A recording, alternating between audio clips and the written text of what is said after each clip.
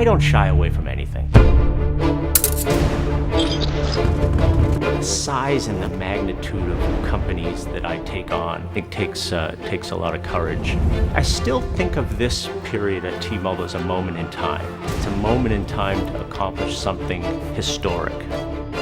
My management style is one of massive communication. There is no way that my peer CEOs are going to do this. There's absolutely no way. But it's a competitive advantage, and I think it's worth billions.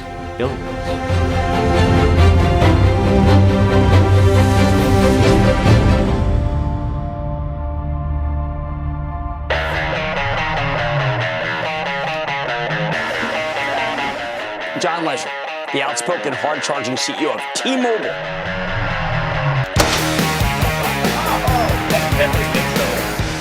He's like a superhero. Our employees love the guy. Legere really broke the mold. You just build that network. This is what I do.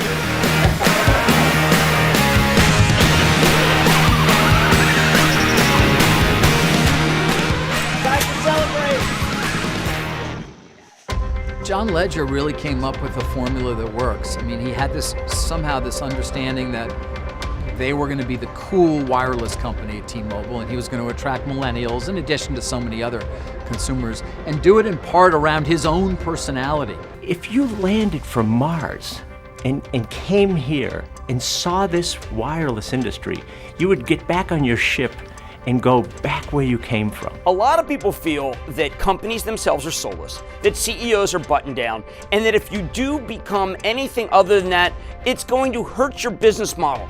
You are a living, breathing example that that's wrong. Hello, who's this? This is Lisa. Lisa. John. What's up?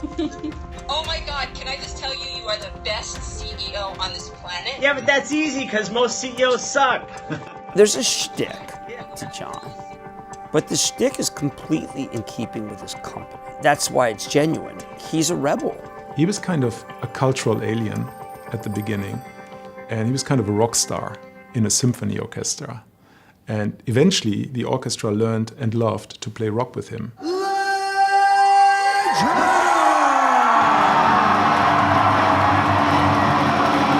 I was the middle. I had a younger brother, younger sister, older brother, older sister. My father worked 42 years for Army intelligence. Whatever money he had was in his pocket. I was a bad kid. I would sit in class and they would ask a question. And I knew the answer because I was pretty smart, but instead I'd tell a joke. There's a schoolyard in all of us, but it's been beaten out of us. And the schoolyard was not beaten out of John. I was a very successful athlete, but I had a big, strong Irish mother whose job was to level the system. The feedback would be, "You're not as good as you think. You're no better than your brothers and sisters." And I'd think, "Oh, well, okay, thanks, mother." But good life. I wanted to go to the Olympics as a runner. I heard he ran a 4:06. He ran a 4:06 mile. That's very good. And I was recruited by Harvard. I told my father, there's no way I want to end up, with those kind of white button-down shirts. And to give him credit, he just swallowed and he let me go. And I went to the University of Massachusetts because it was a period of time where all the top runners went there. I went as a phys ed major. I moved out of phys ed when we had to do a test where they asked you to do a budget. And let's decide how much you want to be a phys ed teacher, because here's how much you're going to make. And then it didn't match. I ultimately got a degree in accounting, and I was going to go to a Big 8 accounting firm, but instead I went into New England Telephone and ultimately worked for AT&T for 18 years, which is kind of funny. He's a huge competitor. That's the other side of this. I actually ran for a shoe company. I worked for Saucony, and I worked for AT&T, and they were sponsoring the Olympic torch. But I was part of a group where we lived in these mobile homes. 3 or 4 times a day, they'd drop you out of the van and you'd run with the torch. Many people know he was a world-class marathon runner. So they give you this torch with a big butane, flame on the top, and you got to run, like 5 minutes a mile with this torch. That level of competitiveness, which is individual as a sport, carries through in the way he approaches his business. So he sets high expectations for himself. That transcends into what he expects from others at the same time. I still have the outfit. I think it kind of doesn't really fit. Then I went to Dell Computer because I realized that, I had a lot more to give, and I wanted to break out of the big, hierarchy. And it was a time when Michael Dell was able to assemble a management team of people, all who could be CEOs, but went there instead to be part of a very high-powered team. I wouldn't have traded that for anything. So I was running Asia, then I ran Europe and Asia. And that's, when I left to run what was called Asia Global Crossing. So I actually was separate and simultaneously the CEOs of Asia Global Crossing and Global Crossing. Global Crossing is filed for bankruptcy. Its stock has fallen some 96% over the past years. And then I took Global Crossing through Chapter 11. Our biggest investors are behind us. We have a viable path forward, and it's about IP, and it's a good day for the company.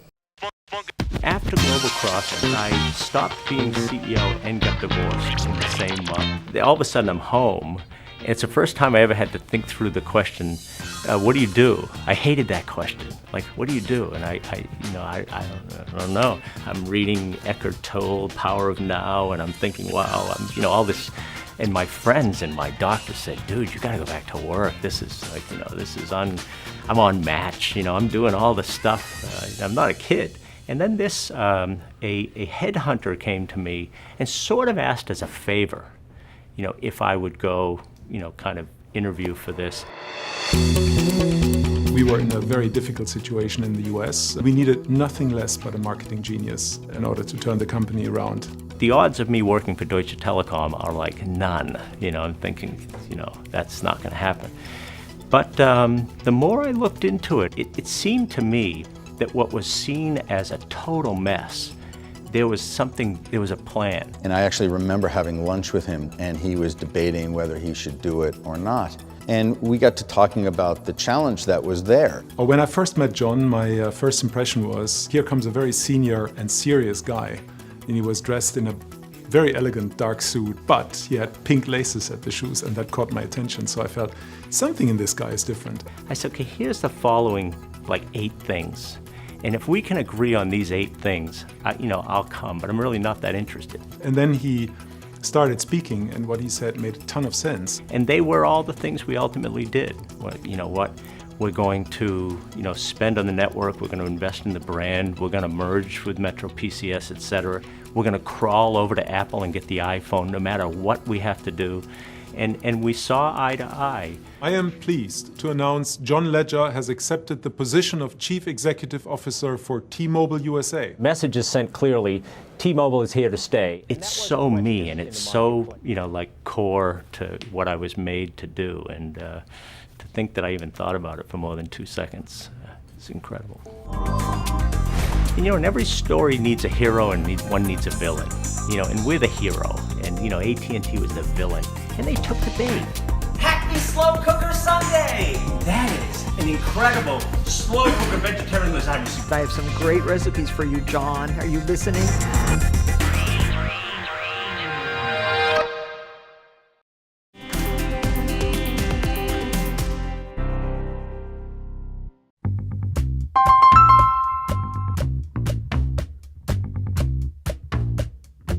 Pick up my phone and check my Twitter and turn on CNBC and text with Faber and Kramer. Let me check and see.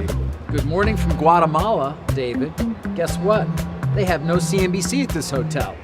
I can't believe it. And I said, Guatemala, that's awesome. And he said, huge call center. Sent me a picture of the call center. My phone and Lifetime Movie Network. Magenta. So if it's Magenta Monday and you're in my closet, what do you look for? Well, maybe a hoodie. No, it's a little hot.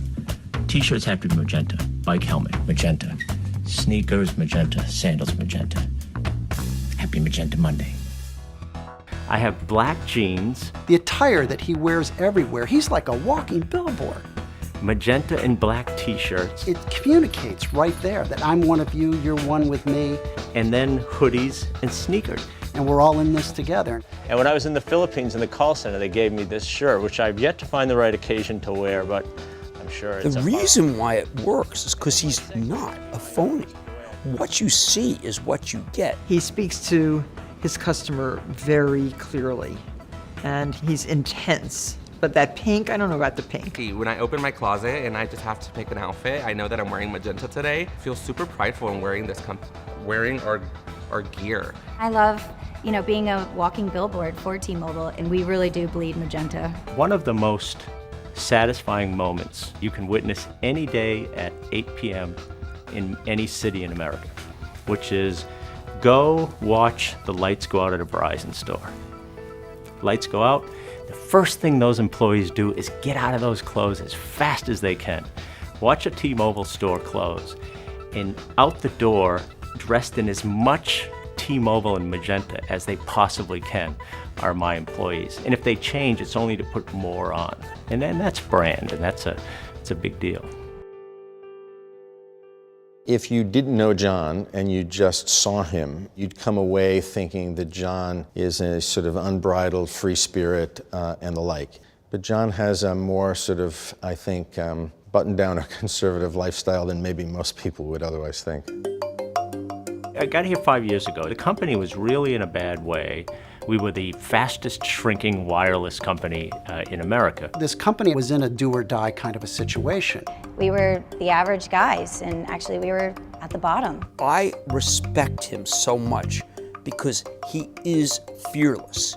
And when you're fearful, you're just another guy. The biggest problem with T-Mobile at the time was there had just been a failed merger between AT&T and T-Mobile. AT&T is dropping its $39 billion bid to buy T-Mobile in the face of pretty fierce objections from both competitors and U.S. regulators. We're either going to be extraordinarily successful or this is going to be, a rolling disaster. And we were also a subsidiary of Deutsche Telekom, so not a public company, no iPhone at the time when everybody had the iPhone. We announced we weren't just going to survive, we were going to change the wireless industry in the whole world. We started with a manifesto. We stood for something.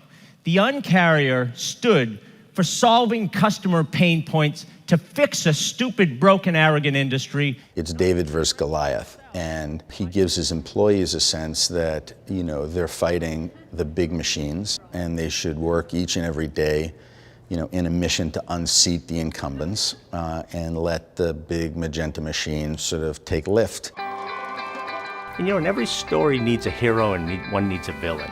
And we're the hero, and AT&T was the villain, and they took the bait.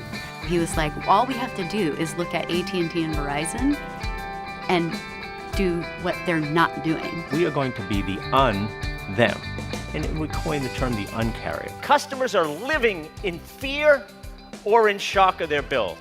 This is a big deal, and I'm pissed. And when I get pissed, it keeps me awake at night. And when I stay awake at night, we think of to do. He takes it to a level that is so in your face that you actually stop and listen. And isn't that exactly what you need when you've got 4 huge companies competing against each other? And there's no way that I was going to have the economics to compete with AT&T and Verizon. You want to be a CEO of AT&T? I passed that shit up a long time ago.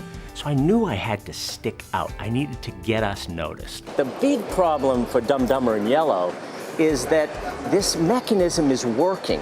We're growing. I'm not sure if you're dumb or dumber. Does that tick you off, or is it all sort of part of the fun? To be honest, I don't pay any attention to it. It's, I think it's worked for him. We are the worst thing that ever happened to him. I am right in your face aggressive to them, but on behalf of people. The assumption is that these high and mighty duopolists that are raping you for every penny you have, if they could do something nice for you, they would. The hate you. I'm telling you. He's willing to say things that the other stodgier CEOs are unwilling to do, whether it's calling Verizon and AT&T dumb and dumber, though he never says which is which. I don't think he cares much at all about Verizon and AT&T, but I think he sees that as a way to reframe the opportunity that's ahead of us. And it sure is a thing for us to rally around. I mean, you go talk to our frontline reps and they're like, so intent on kicking the asses of our competitors, which has been kind of refreshing. And so he's a very active communicator. I think it has helped without a doubt for not just the identity of the company, but for its actual business. If I fight with a big player and win 50% of the time, that's 2.5 times my market share. If you can't handle the heat, get out of the kitchen. I probably do 6 or 7 hours a day just on social. We remind you again of the week. Come on, iPhone 8, 8 Plus, the watch, Note 8, $300 trade-in special on the iPhone. You don't expect a CEO of a company to be willing to spend that amount of time engaging with customers. It's something really special. I think I'm causing CEOs a problem because CEOs were led to believe you can't do this. How can I help today? No, I just want to say my favorite is the T-Force from Twitter. I think that other CEOs want to be as social as John Legere is. I don't think 80% of them can be, and I don't think that 99% of them could come across as genuine. Oh, whoa, that almost took the roof out. You know, the one of the things you can't do in social is it has to be you. You know, if it ever becomes, and you can tell who's, you know, if it's somebody being you, they vote you off the island.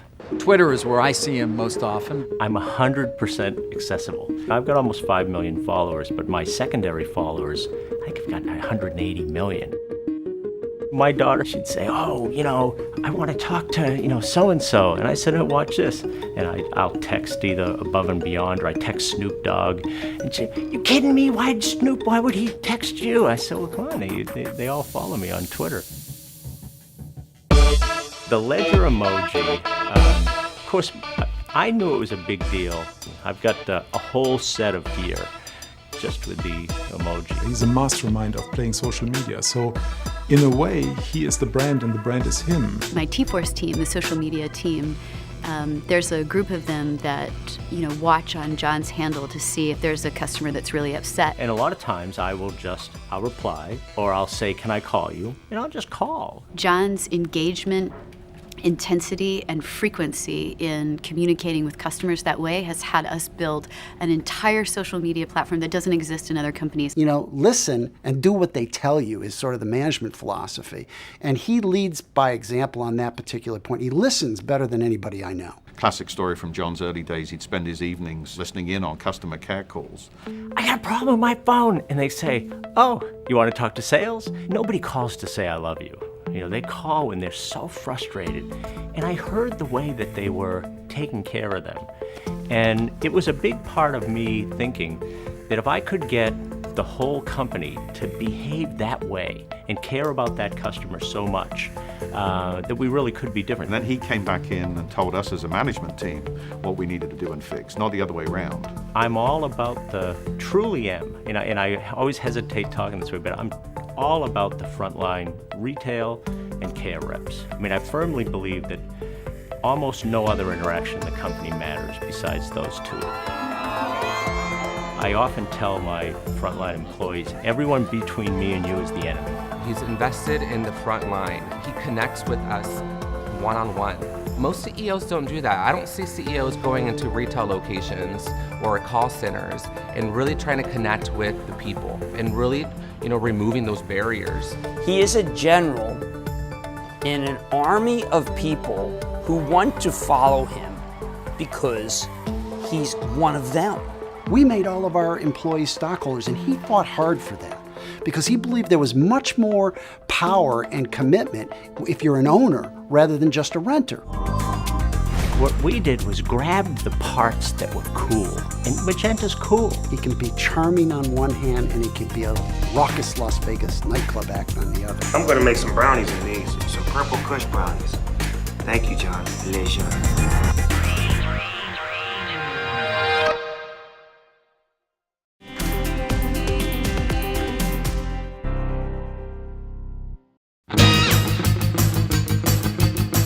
5 years I've been trying to bring justice to a broken wireless industry, and I won't stop until it's changed for the better.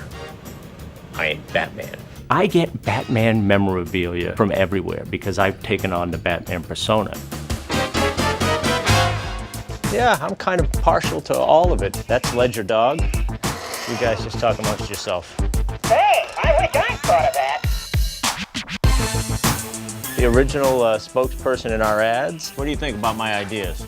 I couldn't agree agree with you, boy, completely. I've had the Yes Man since I was a very young manager. I find it very helpful. This is a new addition, my construction hat, so when I go to the lab, I can use this.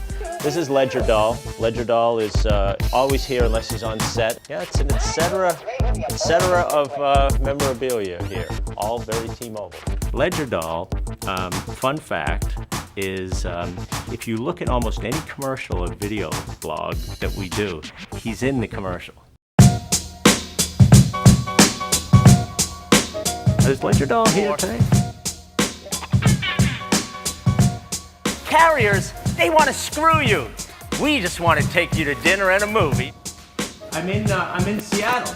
And you know, in all this stuff, strange as it may seem, builds a connection with that same audience, the young millennials. That's what they want in a wireless carrier. They want a wireless carrier with a CEO that has a doll hidden in the drum in the commercial.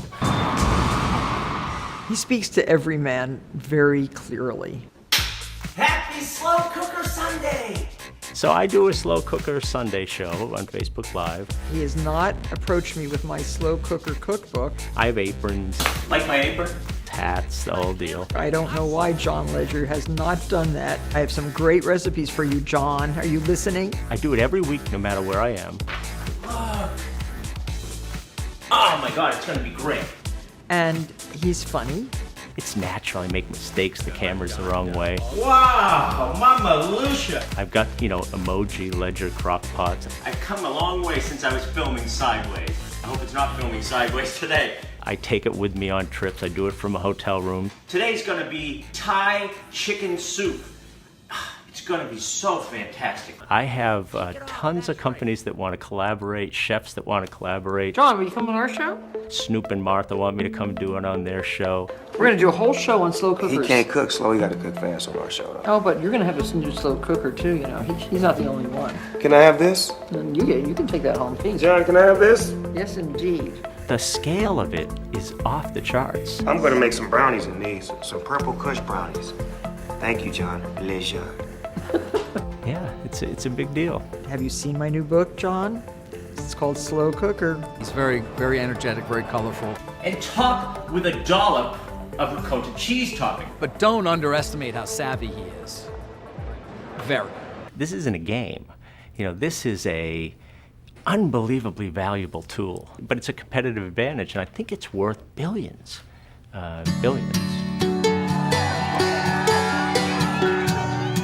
He's ripping up the script, changing the industry, because he doesn't care about the mold that his predecessors are working off of. Walking into an industry without years and years of experience in that industry, coming in and taking the point of view of, I'm going to be a rebel, I'm not going to play by the rules, I'm going to turn this upside down, I'm not going to ask for permission. I think that's brave. He's a heroic figure in a landscape filled with people who are just part of a bland army. I think that John absolutely has transformed the industry in many ways. You know, this is an unparalleled story. He's a guy who's got just what I would call incredible range. He can be charming on one hand, and he can be a raucous Las Vegas nightclub act on the other. Magenta's cool. I think the magenta and the sneakers and the hair are one thing, but you know, what is really at the core of John is a very genuine passion to drive the T-Mobile business. I think he took a big leap of faith. You know, and he's navigated that journey really, really well. So I think that was pretty bold and brave for him. It's hard to think that he's at the end game now. I think he has a whole host of things that he wants to do, a whole host of goals that he wants to meet, and I think he's just getting started. 5 years from now, T-Mobile will be easily the #1 wireless player in America. No question in my mind, but we'll also be part of an integrated infrastructure. Convergence will take place, content will be more prevalent and integrated, but it'll be built around this brand. I still think of this period at T-Mobile as a moment in time. You know, it's a moment in time to accomplish something historic. So I love it.